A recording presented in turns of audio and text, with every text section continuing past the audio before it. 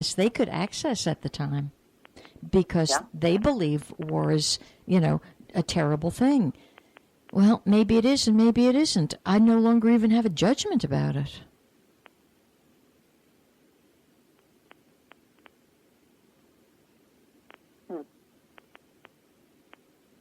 So it's interesting with tomorrow's new moon. I mean, your call is very timely, and it's got little or nothing to do with Fatima, but it triggers an explosion of ideas because the new moon tomorrow is in Taurus. And Taurus is that sign of resistance and like overly structured and stubbornness and sometimes almost bullheaded, right? And so So everything in our value system, which has been in lockdown because whatever it is, whether you were born in any religion whatsoever, that's the value system that we adhere to, and therefore that's right. And yet this new moon is really coming for an evaluation.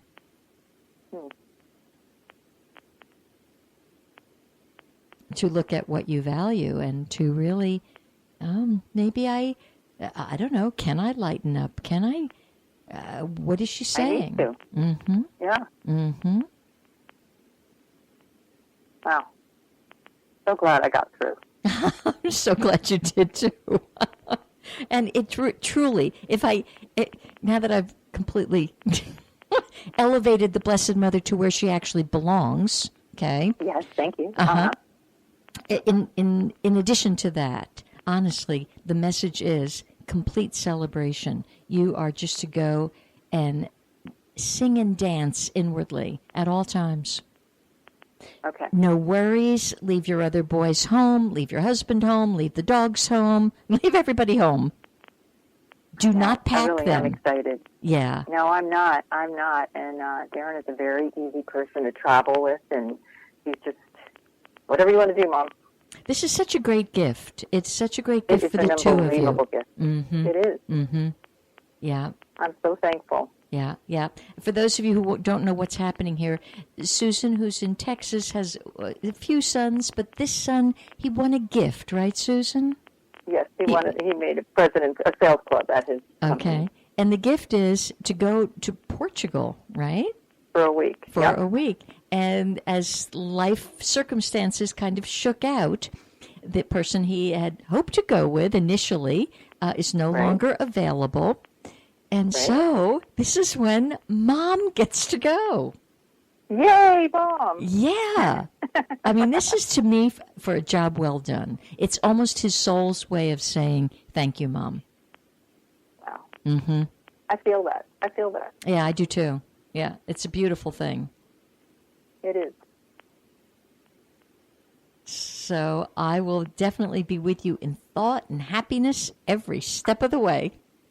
Okay, and I will call you when I get back. Okay, my friend. Blessings on that journey. Thank you. Thank you for calling in. Bye-bye. Bye. So some of you are probably in a state of total shock when you are listening to me sometimes. But I encourage you to have your voice heard. You know, if what you have heard is offensive or doesn't sit right, let's talk about it. You are valuable to me. You see, that's what I'm really coming to understand here, especially as this moon is going into the house of value systems. So, okay, somebody's brave enough. Hi there. Who's on the line? This is Holly. Hi, Holly. How are you? I'm good. How are you? I'm fine, thank you. So, I have a question. Everything is chaotic right now, and I feel that. And it seems to be the career side of my life more so. Okay. So, we've talked about that before. But it's, my current job, but then Mom and I are doing some other stuff and branching out onto our own. Do you have any feelings on where this is headed, or? Well, let's just take one step at a time here. Could you give me Oh, you have to turn the background radio off. You have to do that first. Okay? Yeah, she got out of the car. Okay. Okay. And remind me, Holly, your year of birth and your month. January 1967. Okay. January 1967. So you are a fire horse. Mm-hmm. Okay. And you came in as Ken. All right. So the chaos, actually, if I had to pinpoint when the chaos could have, would have, should have been even more intense, would be in the year of 2016. So this year, energetically, it's supposed to be lifting. Now, that being said, I'm still seeing many people who are this Ken energy, which you are. It doesn't seem to be like lifting off, and there's got to be deeper reasons for that.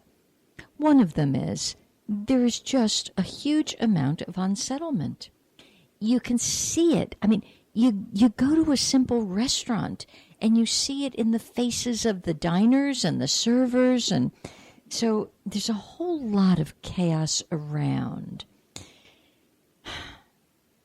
Now, you've sort of mentioned two things: your career, but then starting something with Mom. Right. Mom and I are doing kind of branching out and trying to do different classes and crafts and that type of thing. Okay. But what's the but? My full-time job is, I'm still there, you know. Okay. But it's very chaotic and dark right now. Mm-hmm. And I would tell you, I hear that so consistently from anybody who works with people. And the more people that are involved in the business or the organization or the service, the more chaotic it is. Mm-hmm. So your job, if you're choosing to stay, is to be the eye of the storm, be the center of it. Now, that's going to take some discipline of remembering who you are. And it's a consistent discipline, and it's not hard. It's just people don't do it. It's kind of like, it's not hard to pick the apple over the cupcake, but we just don't do it. Mm-hmm. Financially, it's not the time for you to leave that business, is it? I don't think right now it is, no. Yeah, I don't think so either. It doesn't feel like it. So is it additional pressure to try to do something in addition to that, like with your mom? Is that adding almost insult to injury? Well, it's more pressure, but it's enjoyable to do. Okay. You know? Mm-hmm. Because it's just not fun anymore, what I do. Okay. I used to really enjoy it. Remind me what you do. I do accounting. Okay. And when did it lose its charm? Within the last year, year and a half. Any special reason? A change of head of state or something? Yeah, that kind of thing. Okay, change of power. Mm-hmm. Yeah, that's the struggle right now. Okay. And you know enough that when we struggle against something, it's got a reverse effect. The struggle becomes more intense? Correct. Okay. Mm-hmm. So step one, whether you like it or not, it's going to be give up the struggle. And that's so interesting because this is all connected with tomorrow's new moon. Mm-hmm. Because that Taurian energy does not want to give up the struggle. And if you give up the struggle, it will, that role and you know, the hours that you put in there will be a lot lighter. So I guess the question to you is, can you give up the struggle? Can you see how dangerous it is and how it's affecting you? Yeah, I've been trying to Okay, that's good. do that. Just be in the light. Let it go. Mm-hmm. What's going to happen is going to happen. Okay.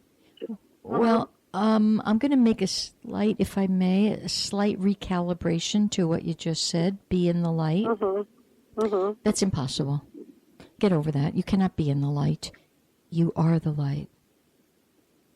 And just that subtle shift, I am the light, the other is like, I have to get there. And oh my God, I fell out of the light. And oh my God.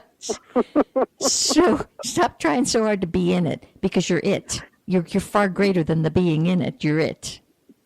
Mm-hmm. And it's the same principle when the New Agers say to somebody, oh, I send you love and light. Oh my goodness. That is so obscene. You can't send me love and light. I'm already it. Come up with another one. Send me a flower. That'd be nice. So you see these subtle recalibrations. They're very meaningful and they're very powerful. There's a lovely little thing I read today. It may seem like it doesn't apply to you, but it does, and that's why it was like the last thing I had to look at before I left the house. There was a master teacher having tea with one of his students, and a little 7-year-old girl apparently called in and said to the master teacher, do Buddhas paint their toenails? And the teacher simply said, do you paint your toenails? And she said, yes, and hung up. And they both understood. She got it. She is the Buddha. Mm-hmm. And so that's where you need to have that little recalibration. You are the Buddha. And you are in charge of your world. And you are in charge of dropping the stress.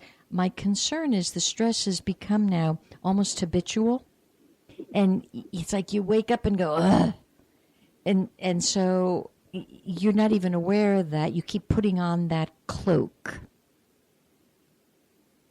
But as you become more conscious, more, in this second, and the truth is, in this immediate now, right now, when you and I are speaking, there's no stress. And so everything can drop away. So I have this mantra. I'm telling you, Holly, I use it now, left, right, up, and down. I say to myself 1,000 times a day when the situation arises, drop it. Drop it. So you wake up in the morning and you have an unhappy feeling, say to yourself, drop it. You see the new boss's angry face, drop it. Because it's just a costume. And your job is to be that calm in the center of it. As you stay centered in that, the opportunity will present itself. Or it'll recalibrate so you're okay staying. One way or another, it's a win-win. Mm-hmm. So, I am concerned that trying to start a second thing, and I know you've got family and children, you got the whole enchilada. So, yeah. So it's kind of like, exactly when are you going to have that quality focus to begin a second thing? It's a bit of a stretch. It's not impossible. But to accomplish it, geez, you're going to have to, talk about juicing. You're going to have to juice the most amazing stuff so that you are fully conscious and alert. How's your that brings me to, how has your nutrition been? Not good. Yeah, okay. I haven't been paying attention. Okay. You're slipping and sliding, which is normally how it does go. It's almost like which comes first, the chicken or the egg? Did the stress come first, or did the nutrition dropping go first? Ordinarily, from what I see, it's the nutrition dropping. Yeah. So what you just said is very profound. You said, I haven't been paying attention. That is so profound, you have no idea. Right in that little sentence is your healing. And I don't know if you caught the beginning of this show, but this show had a frequency of cellular healing for the listeners today. So no, I caught it. Okay. So, I wonder if that was just for you. I always wonder, is this for one